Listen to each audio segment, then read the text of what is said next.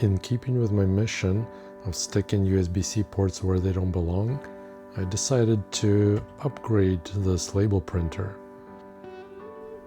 As you can see, it's working fine, but it runs on AAA batteries, which is suboptimal.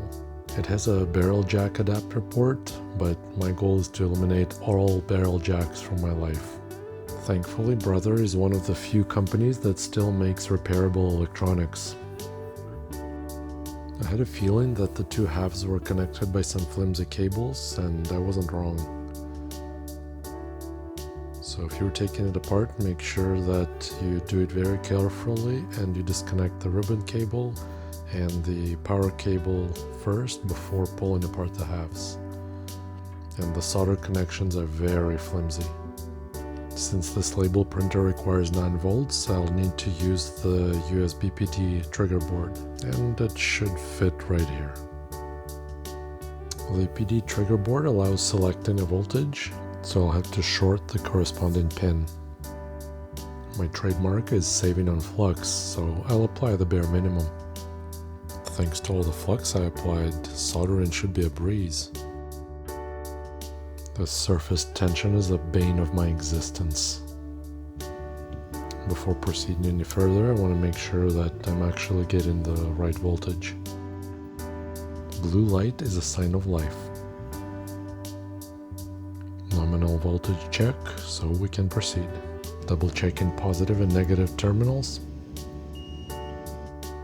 I'll speed run through the soldering to keep this video short and under YouTube's radar.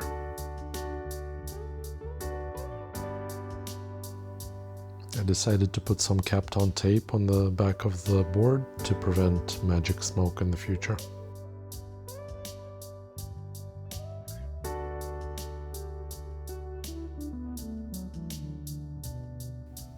A good sign of reliable electronics is a copious amount of hot glue.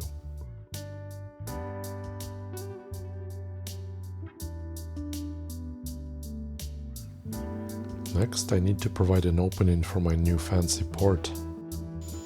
When it comes to drilling holes, I stick to a mantra: if you've come out the other end, you've gone too far.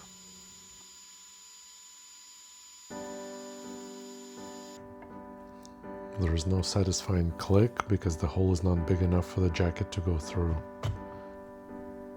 Well, it's almost a miracle that it worked the first time. Typing is not my strong suit.